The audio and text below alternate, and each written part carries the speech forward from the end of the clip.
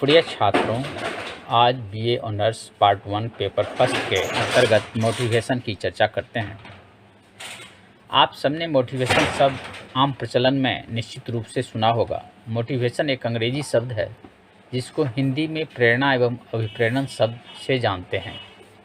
Motivation शब्द की उत्पत्ति लैटिन भाषा के मोटम या मोवियस शब्द से हुई है, जिसका अर्थ होता है टू मूव करना, अर्थात गति प्रदान करना। इस प्रकार प्रेरणा या प्रेरणा वह कारक या तत्व है जो कार्य को गति प्रदान करता है। व्यक्ति अनेक प्रकार की परिस्थितियों एवं वस्तुओं के बीच रहता है। सभी व्यक्तियों की अपनी कुछ न कुछ आवश्यकताएं होती है जो आंतरिक एवं बाह्य दोनों प्रकार की होती है।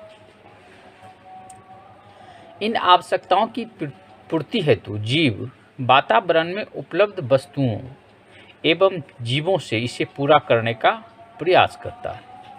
यह अपनी आवश्यकताओं की पूर्ति करने का प्रयास कहीं न कहीं प्रेरणा से प्रभावित होकर करता है। सामान्य प्रचलन में जिसे हम प्रेरणा कहते हैं, उसी को मनोवैज्ञानिक भाषा में हम अभिप्रेरणा भी कहते हैं।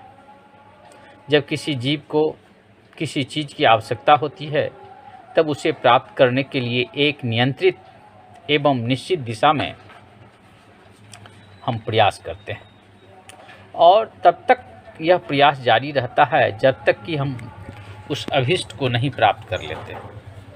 उस अभीष्ट की प्राप्ति के बाद स्वतः हमारा जो प्रयास होता है वह शिथिल पड़ जाता है, अभिप्रेरणा शिथिल पड़ जाती है।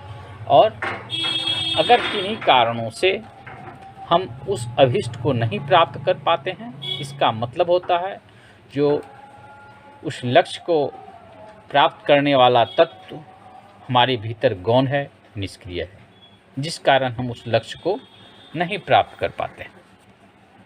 इसी तरह प्रेरणा या अभिप्रेरणा हम व्यक्ति की आंतरिक अवस्था है जो उसमें क्रियाएं उत्पन्न करती हैं और उस क्रिया को निश्चित दिशा में उद्देश्य की प्राप्ति तक जारी रखती है। इस प्रकार हम देखते हैं कि अभिप्रेरण एक आंतरिक अवस्था है।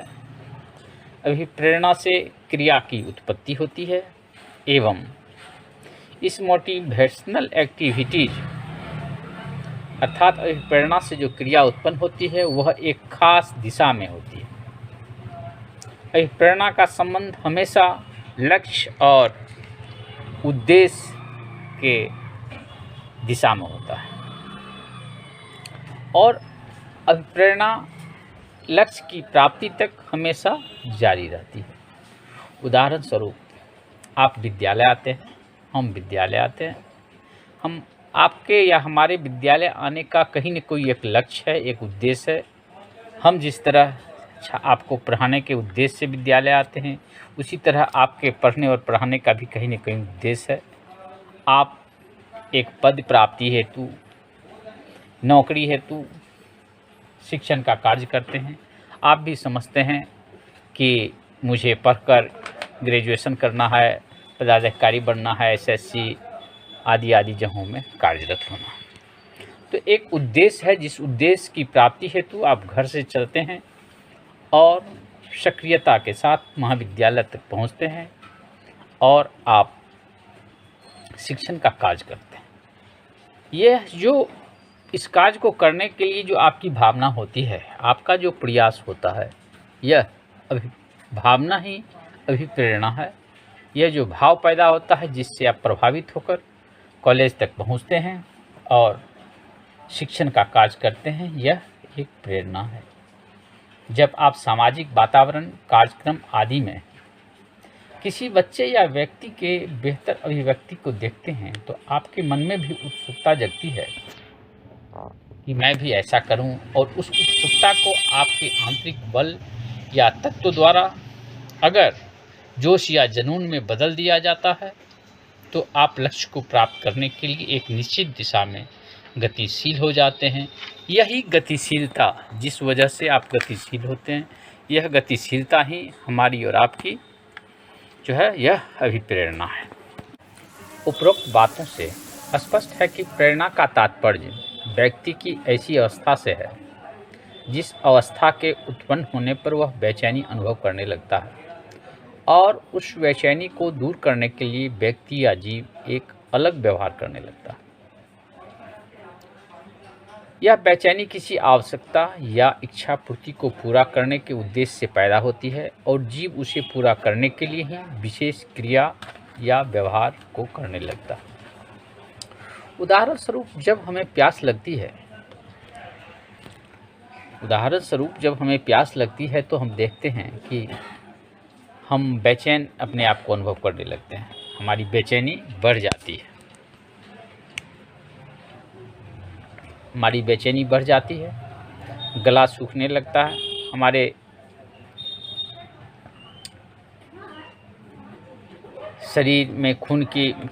शरीर के खून में पानी की कमी हो जाती है और हमें परेशानियों का अनुभव होने लगता है, हमारा ध्यान भटकने लगता है, शरीर में खिंचाव का अनुभव होता है। फलतः हम पानी की तलाश में बेचैन होने लगते हैं।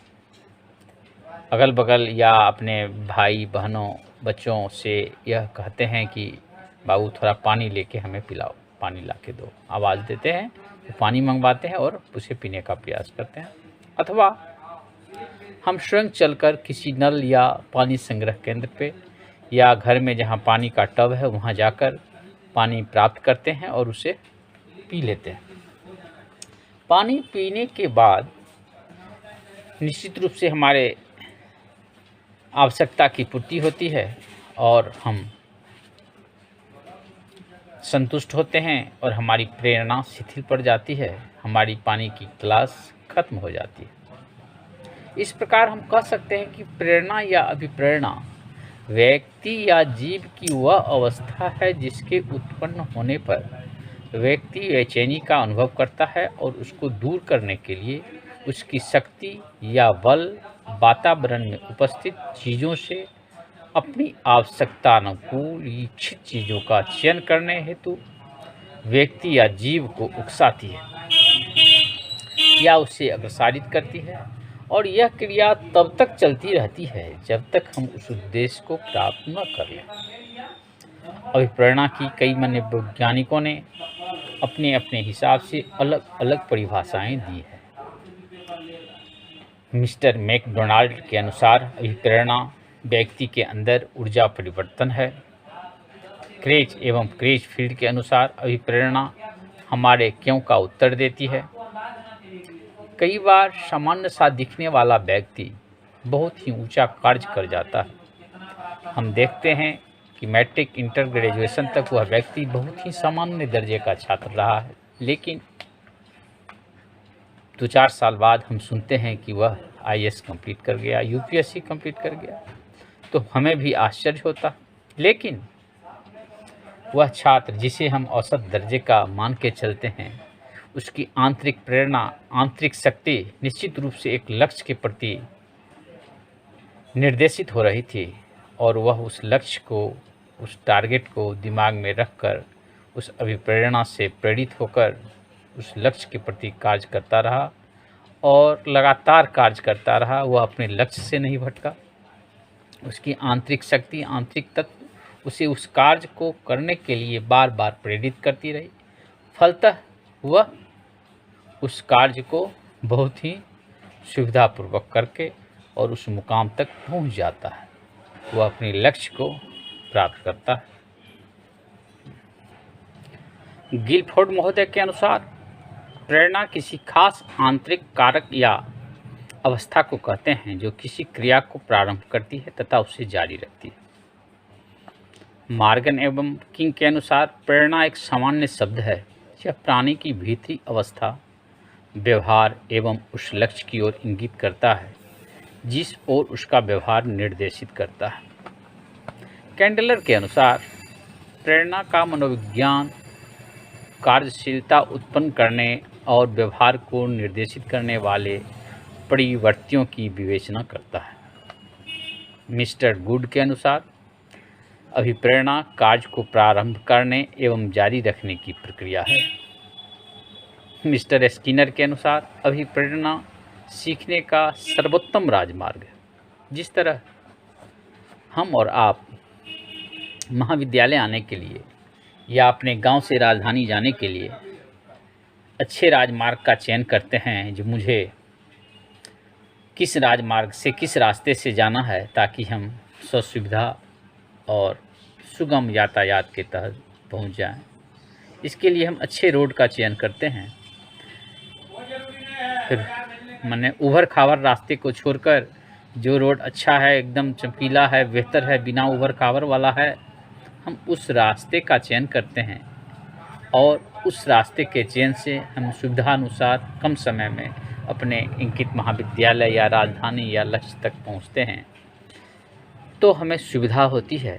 उसी तरह स्किनर ने जो कहा कि अभिप्रेरणा सीखने का सर्वोत्तम राजमार्ग है, इससे अभिप्राय यह होता है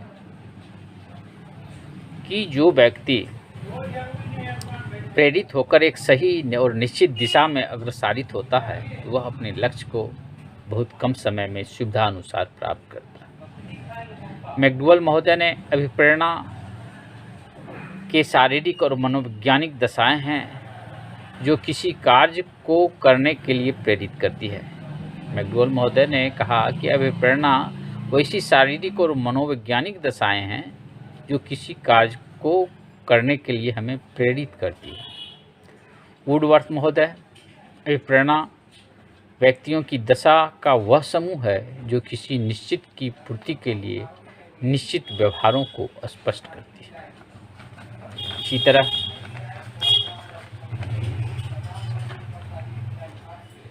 स्किनर महोदय का हमने देख ही लिया। गेट्स महोदय के अनुसार अभिप्रेरणा प्राणी के भीतर वह शारीरिक एवं मनोवैज्ञानिक दशा है जो उसे विशेष प्रकार की क्रिया करने के लिए प्रेरित करती है।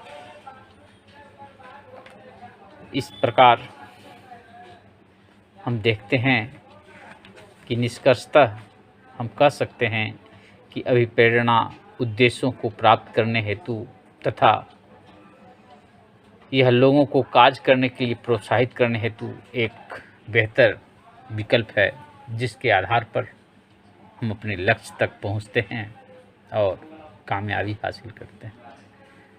यदा कदा हम आप देखते हैं कि मोटिवेशनल स्पीच, कहीं कहीं कार्यक्रम होता है कि मोटिवेशनल स्पीच सुनने के लिए चलना। बहुत सारे हमारे मोटिवेशनल स्पीकर हैं जो अपना स्पीच देते हैं और उन बातों को सुन के समझ के निश्चित रूप से हम प्रेरित होते हैं और एक नई ऊर्जा हम में प्राप्त होती है। हमारी सुषुप्तावस्था में जो हमारा बल होता है, तत्व होता है, वह जागृत होती है और हम में भी उस लक्ष्य को प्राप्त करने के लिए उत्सुकता जगती है और हम उस लक्ष्य तक पहुंचने का प्रयास करते हैं और निश्चित रूप से कामयाब होते हैं। इसलिए छात्रों, आप भी अपने लक्ष्य को तय करें और अपने आप में वैसी प्रेरणा पैदा करें, लक्ष्य को तय करें और प्रेरणा पैदा कर उस मुकाम तक पहुंचने का प्रयास करें। धन्यवाद।